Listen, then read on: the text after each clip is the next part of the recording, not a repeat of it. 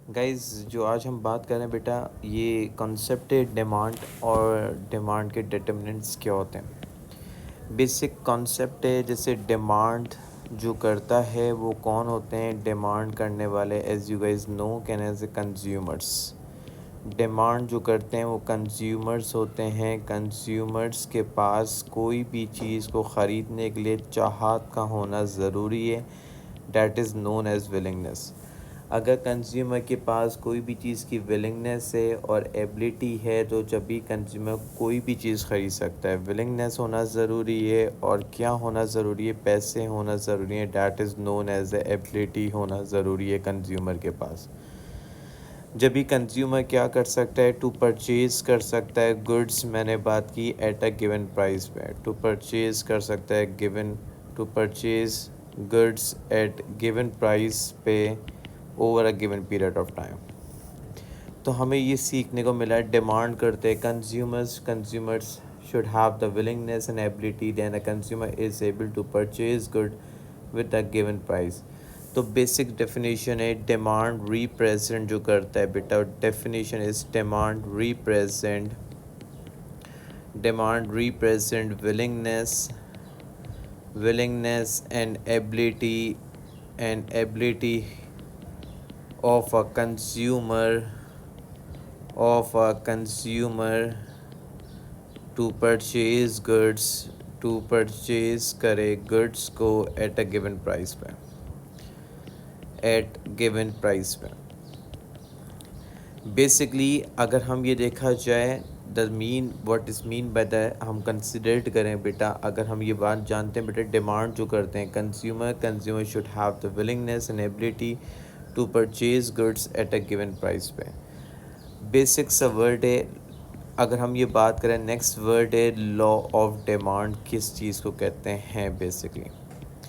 Law mean like consumer has made the law mean कानून, rules and regulations. तो consumer का rule है, consumer ने लॉ ये पास किया हुआ है, कंज्यूमर की नेचर है ये। Basically as you guys know, demand जो करते हैं कंज्यूमर करते हैं। कंज्यूमर का लॉ क्या है? जब कंज्यूमर को कोई भी चीज़ महंगी मिलेगी तो कंज्यूमर को क्या करेगा? कंज्यूमर डिमांड कम करेगा। whenever the price goes up, quantity demand decreases, quantity demand contract। तो जब कंज्यूमर को कोई चीज़ महंगी मिल रही है तो कंज्यूमर क्या कर रहा है बेटा? मैंने ये जानता हूँ, कंज्यूमर कम डिमांड करना शुरू कर देगा। अकॉर्डिंग टू द लॉ ये इलस्ट्रेट करता है, जब कंज्यूमर को कोई भी चीज़ महंगी मिल रही है, अगर सस्ती मिलेगी कंज्यूमर को तो कंज्यूमर क्या करेगा? It's mean like a consumer ज़्यादा डिमांड करना शुरू कर देगा। तो बेसिकली हमें ये पता चला, प्राइस इज़ द वन जो कि कंज्यूमर की डिमांड को चेंज करता है। प्राइस की वजह से कंज्यूमर की डिमांड चेंज होती है। कंज्यूमर की डिमांड सिर्फ the one of the reason is prices, क्योंकि क्वांटिटी डिमांड जो चेंज होती है प्राइस की वजह से। तो it's mean like a quantity demand is dependent upon the prices. अगर हम ये देखा जाए, प्राइस बढ़ रही है तो कंज्यूमर डिमांड कम कर रहा है। अगर प्राइस कम हो रही है तो कंज्यूमर डिमांड क्या कर रहे हैं बेटा? ज़्यादा कंज्यूमर डिमांड कर रहे हैं। तो basically price and quantity demand का हमें ये रिकग्नाइज होता है क्या रिलेशनशिप है। अपोजिट डायरेक्शन में जा रहे हैं तो it's mean like inverse relationship है, इनवर्ट्स भी कहते हैं। और बेसिकली यहाँ पर आइडेंटिफाई कर सकता हूँ नेगेटिव रिलेशनशिप भी कहते हैं। इनवर्ट्स और नेगेटिव रिलेशनशिप से हमने आइडेंटिफाई किया, क्योंकि जब प्राइस ऊपर जा रही है तो कंज्यूमर की डिमांड क्या हो रही है? वो कम होती जा रही है। द प्राइस नीचे जा रही है तो कंज्यूमर्स की डिमांड क्या होती जा रही है बेटा? इंक्रीज़ होती जा रही है। डेट्स पे हमने ये रिकग्नाइज़ किया, इसका रिलेशनशिप कौन सा है? इनवर्स रिलेशनशिप है। तो बेसिकली लॉ ऑफ डिमांड क्या इलस्ट्रेट करता है? स्टेट ये करता है बेटा, state that there is a negative relationship, there is negative relationship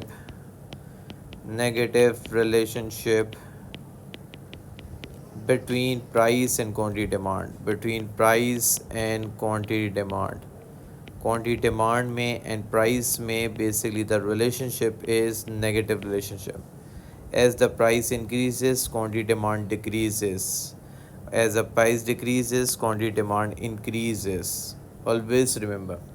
तो जब भी हम कहते हैं बेटा, जब भी इनवर्स और नेगेटिव रिलेशनशिप होता है, the slope of the demand curve will be a downward sloping demand curve.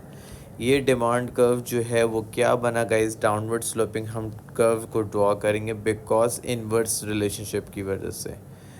जब इनवर्स रिलेशनशिप वाई एक्सिस पे हम ये आइडेंटिफाई करते हैं, this is known as Y axis. Y axis पे हमने क्या रिकग्नाइज किया, प्राइसेस से रिप्रेजेंट किया है। एक्स एक्सिस पे हमने क्या रिकग्नाइज कर रहे हैं, क्वांटिटी डिमांड से रिप्रेजेंट कर रहे हैं, क्वांटिटी से रिप्रेजेंट किया। तो ये मेरे पास बेस्ट प्राइस है, बेस्ट क्वांटिटी, ये बेस्ट प्राइस से रिकग्नाइज किया और ये क्वांटिटी से रिप्रेजेंट किया बेटा मैंने। ये बेस्ट प्राइस है, बेस्ट क्वांटिटी, ये प्राइसेस जब बढ़ी तो कंज्यूमर्स की डिमांड क्या हो गई बेटा, मैंने बात की, कम हो गई है। जब कम होने को इकोनॉमिक्स टर्म में कहते हैं, that is known as a contraction. Step number 1, हमने स्टेप नंबर 1 क्या सीखा बेटा, जब प्राइस बढ़ी तो कंज्यूमर, प्राइस इंक्रीज हुई है तो कंज्यूमर की डिमांड क्या हो रही है, फॉल हो रही है। और कर्व में जो मूवमेंट आ रही है वो मूवमेंट किस वजह से आती है, प्राइस की वजह से मूवमेंट आती है। ए टू बी जो हो रहा है मूवमेंट जो हो रही है वो प्राइसेस की वजह से हो रही है।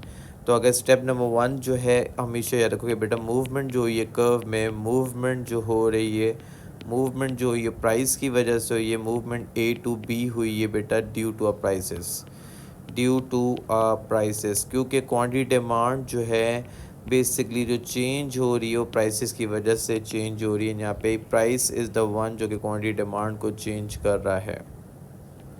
अगर हमने यही चीज़ रिकग्नाइज़ किया, क्वांटिटी डिमांड जो चेंज हो रही है, prices is the one of the reason जिसकी वजह से चेंज हो रही है। अगर हम ये देखें, प्राइस जब कम होगी तो कंज्यूमर की डिमांड क्या हो रही है, इंक्रीज़ हो रही है। इंक्रीज़ को इकोनॉमिक्स टर्म में कहते हैं एक्सटेंशन कहते हैं। जब प्राइस क्या हो रही थी बेटा, कम हो रही थी, तो कंज्यूमर की डिमांड क्या हो रही थी बेटा, मैंने ये आइडेंटिफाई कर सकता हूँ, कंज्यूमर की डिमांड एक्सटेंशन की तरफ जो आई थी। कंज्यूमर की डिमांड एक्सटेंड हुई थी। एक्सटेंड को कहा जाता है, हम ये रिकग्नाइज करते हैं, एक्सटेंशन का मतलब ये कंज्यूमर की डिमांड बढ़ रही थी और मूवमेंट हुई है ए टू सी। तो गाइस हमने ये आइडेंटिफाई किया, यहाँ पे मूवमेंट जो हो रही थी, यहाँ पे मूवमेंट हुई है वो किसकी वजह से हुई, प्राइस की वजह से मूवमेंट होती है, ड्यू टू आ प्राइसेस की वजह से।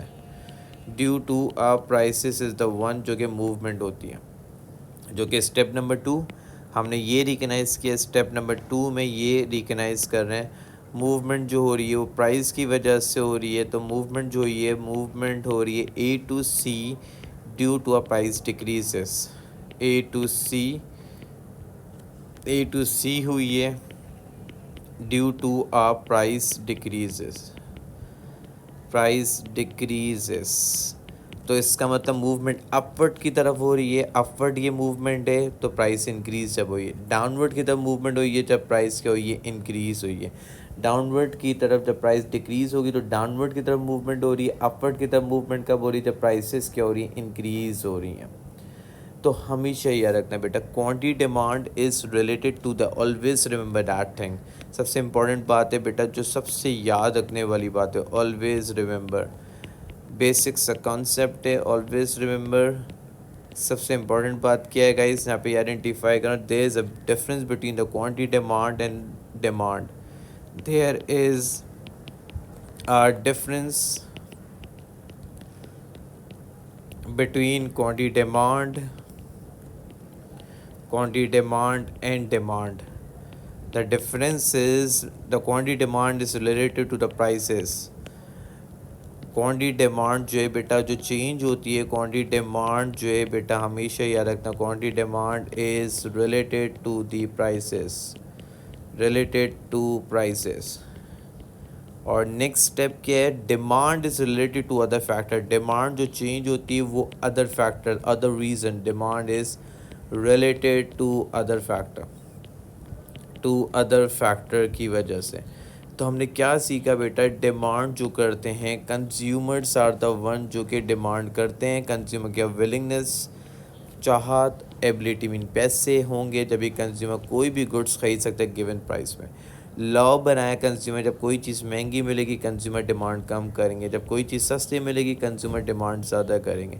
प्राइस एंड क्वांटिटी डिमांड का जो रिलेशनशिप है, इन्वर्स और नेगेटिव रिलेशनशिप्स आइडेंटिफाई किया। नेगेटिव और इन्वर्स रिलेशनशिप जब भी होता है तो ultimately demand curve will be a downward sloping, और डिमांड कर्व जो मूवमेंट जो होती है अपवर्ड की तरफ जा रही है तो प्राइस इंक्रीज़ होने की वजह से, जब डिमांड कर्व की मूवमेंट हो रही है डाउनवर्ड की वजह से प्राइस जब डिक्रीज़ हो रही है। और even always remember the thing, quantity demand जो चेंज होती है वो किसकी वजह से होती है, प्राइस की वजह से, और डिमांड जो चेंज होती है वो किसकी वजह से होती है, अदर फैक्टर की वजह से। हमेशा याद रखो कि डिमांड कर्व जो है is a downward sloping curve. Demand curve कैसे स्लोप है, डाउनवर्ड स्लोपिंग कर्व बनता है। The reason is downward sloping curve क्यों बनता है, क्योंकि डिमांड कर्व का डाउनवर्ड स्लोपिंग कर्व, रीज़न ये होता है बेटा, demand curve is a downward sloping curve. Downward sloping होता है demand curve. Always remember demand curve जो है बेटा वो डाउनवर्ड स्लोपिंग होता है, डाउनवर्ड स्लोपिंग कर्व होता है। नेक्स्ट स्टेप है the mean, the word is the meaning of the effective demand. Effective demand क्या होती है बेटा, सबसे इंपॉर्टेंट कॉन्सेप्ट है, बेसिक सा कॉन्सेप्ट है। इफेक्टिव डिमांड वो होती है, it means that a person is willing that a person is willing plus he has enough resources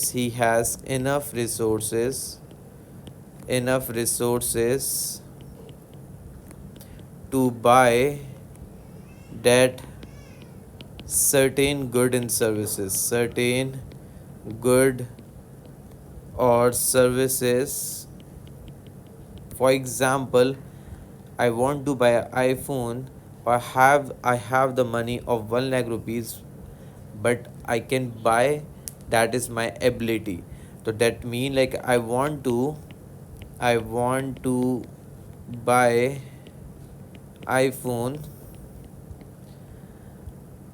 15 plus I have 3 lakh to pay for it, that mean your demand is effective. तो effective demand mean बेटा consumers के पास willing भी थे plus उनके पास resources थे purchase करने के लिए, that mean like that demand will be effective. तो कंज्यूमर की डिमांड कब इफेक्टिव बनती है, कंज्यूमर के पास कोई भी चीज़ ख़रीदने की विलिंगनेस थी और even he has the ability to purchase the good, even that mean like a resources to purchase the good, so that mean demand will be effective. I hope it is clear to everyone. Thank you so much.